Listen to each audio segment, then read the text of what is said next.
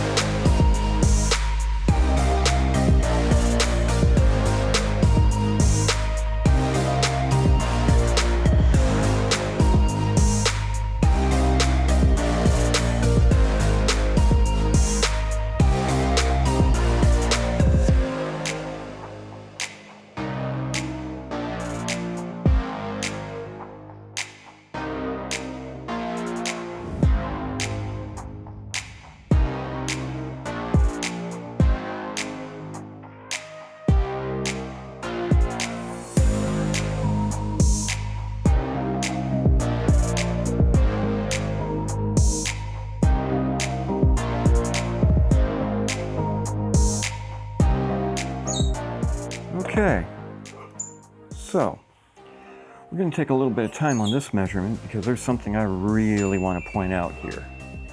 So, pop the blade plug out.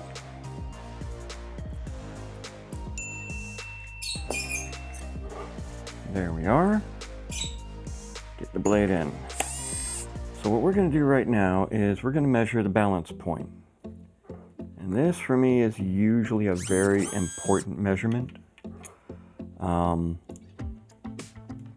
It really affects what kind of style you use with your saber. Sabers that are really nose heavy tend to be more sweeping and less agile and move a little slower. So we're getting our first official measurement here.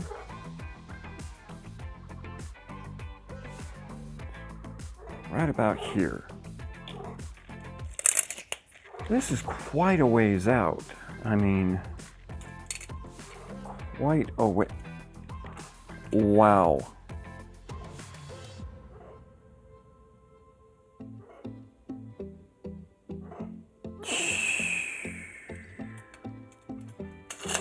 That balance point is 6 3/8 inches in front of the emitter. That's almost all of my hand. I mean, that's way out there. Okay, let me get that logged. And we're going to talk about that.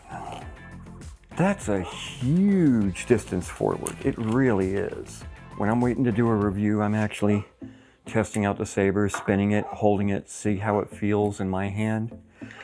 And while it feels okay here, it's just very nose heavy, and that's with that balance point being all the way out here. Ideally, I would like the balance point right here, right about this rise here. Just holding it like this is very tiring on your hand because you're constantly twisting this way. Whereas if you hold it at the balance point, there's like next to no effort whatsoever. So bringing that balance point back makes the tip feel much lighter, and it's a lot easier to hold. So with that in mind, and it's not going to get this until after I'm done testing, but I'm working with a friend, and I'm going to pay him to machine a counterbalance that I can just screw into this pommel here, because this is one of the sabers that comes with a saber staff adapter as the pommel, which is in and of itself very light. Just this by itself is 7 grams. That's 2/10 of an ounce. That's really light. There's no weight there to pull everything back. So I'm gonna have a piece made that will just screw right in here. It's probably gonna be a brass, and being a custom piece, that's a one-off. That's gonna be a bit pricey. Now, I'd already figured out how much weight I need for that piece, but let me just check something right quick. Because when I say this is light, I've had light sabers before. No pun intended. Oh my God, yeah. But I just want to take a look at some of the other weights that I've had here. And so far, wow. That's interesting. That was heavy.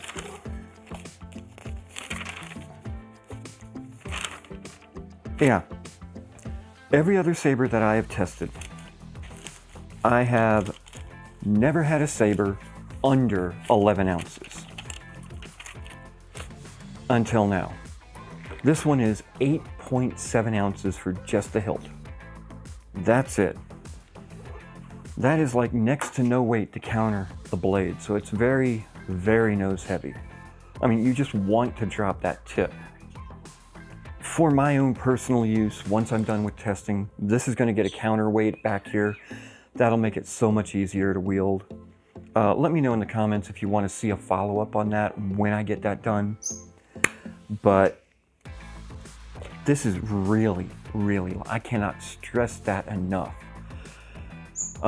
If you were to get this from Theory Sabers, I would, before any testing, I would say get a shorter blade.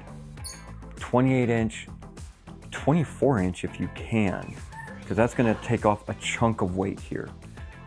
The weight just to put this in grams, because that's what we're using for the machining process. Bring this back up. Oh my God. This thing is 8.7 ounces. That's only 247 grams. To pull the balance point back where I want it back here, the weight has to be 443 grams. That means that counterweight alone is almost double the weight of the hilt. The whole hilt, electronics, blade plug, everything. But I mean, it's easily just shy of 200 grams more than the entire weight of the hilt itself, just to make it comfortable to swing. So we'll see what the lightness of this hilt does during testing. It would make an amazing saber for the cost for a youngling. With a short blade and a light hilt, that should balance out a lot more. I am just stunned at how light this one is. I have not had any saber below 11 ounces. This is 8.7, and you might think, what, 2-3 ounces? That doesn't make a lot of difference. It does. It makes a world of difference. The difference between the Delta with the 36-inch blade and the A05 with the 36-inch blade, both of them NeoPixel, is just noticeable right off the bat. As far as functions, it's a standard Proffie. You've got quite a number of sound fonts on here.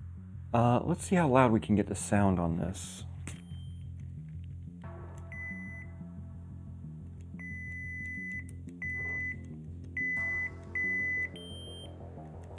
That's our maximum sound.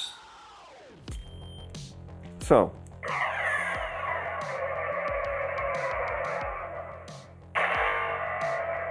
not bad sound.